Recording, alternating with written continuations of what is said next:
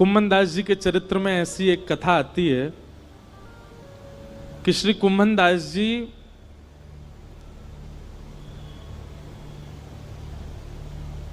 बहुत अकिंचन थे।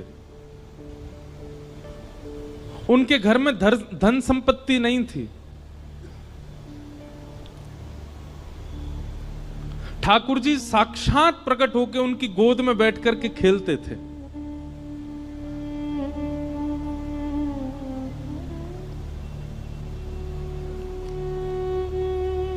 एक दिन ठाकुर जी उनकी गोद में बैठे थे और श्री कुम्भन दास जी तिलक लगा रहे थे। तो कहते हैं कुम्भन दास जी के घर में आरसी भी नहीं थी, शीशा भी नहीं था। कुम्भन दास जी तिलक कैसे लगाते थे? दो उपाय थे कुम्भन दास जी के। कठौते में जल भरते थे, उसमें अपना प्रतिबिंब देखते थे जल के अंदर, और प्रतिबिंब देख के फिर तिलक लगाते थे। या फिर ठाकुर जी किसी दिन खेलते खेलते उनकी गोद में आ जाते और गोद में बैठे बैठे ठाकुर जी बताते, हाँ कुम्भना यहाँ ते सीधो ले चल लगो। अब यहाँ नीचे तो नेक घुमाए दे, अब यहाँ ते नेक ऊपर कर ले, बीच में यहाँ कोने कर, अब यहाँ कर। ठाकुर जी तिलक लगवाते थे कुम्भन दास जी का।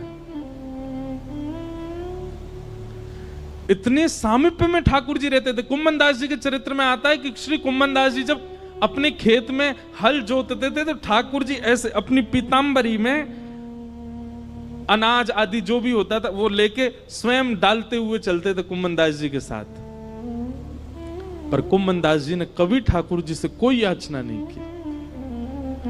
एक दिन की बात है, कुम्भन दास जी अपने खेत में हल जोत रहे थे, ठाकुर जी पीछे ऐसे उड़ाते हुए चल रहे थे सब बीजों को। इतने में मंदिर का घंटा बजा और जोर जोर से जैसे घंटे बजने लगे तो कुम्भन दास जी ने तुरंत हल छोड़ा, हाथ धोने लगे, पांव में जल डालने लगे, मुख पोंछा और तुरंत मंदिर की ओर भागने लगे। ठाकुर जी बोले, ए कुम्भना कहां जा रहा है? जय जय दर्शन को समय है गयो, मंदिर जा रहा हूं। बोले, तू भी कुम्भना कैसो बावड़ो, मैं तेरे संग यहाँ खेत में खड़ा हूं, तेरे संग हल जुतवा रहा हूं और तू मंदिर में भाग रहा हूं मेरे दर्शन को।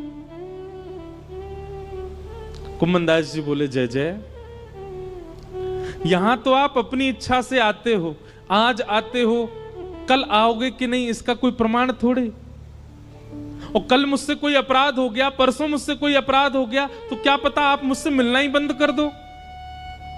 पर मंदिर में तो आपको आचार्यों ने बैठाया, वहां से आप कहीं नहीं जाओगे, इसलिए मंदिर दर्शन में कभी नहीं छोड़ सकता। क्योंकि आप मेरे प्रेम से भले ही यहां आ जाओ, मंदिर में तो आप सदा विराजोगे, इसलिए मैं तो वहीं दर्शन करूंगा। ठाकुर जी संग रहते थे उनके, लेकिन वो फिर भी मंदिर में जाते थे।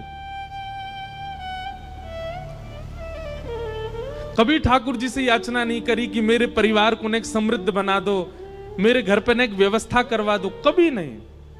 क्योंकि बंधुओं, कल एक व्यक्ति मिलने आए, वो मुझसे बोले कि हम ठाकुर जी से बोल के कुछ नहीं मांगते पर मन में तो चलता रहता है। आपने मना किया कथा में कि ठाकुर जी से कुछ मत मांगो, तो हम बोलते नहीं है पर मन में तो आता है। इसका मतलब कहां है? इसका मतलब यही है कि भक्ति में अभी कहीं चूक हो रही है। वास्तविकता बताएं बंधुओं, भक्ति तीव्र, भक्ति श्रेष्ठ तब जानिए कि ठाकुर जी सामने आए, ठाकुर जी को देखते भूल गए क्या मांगना था, विस्मृति हो गई। अपने गुरु के सामने सोच करके तो बहुत गए थे कि ये पूछेंगे, ये कहेंगे, पर गुरु के सामने जाते सब विस्मृति हो जाए, समझना आपकी भक्ति प्रबल है।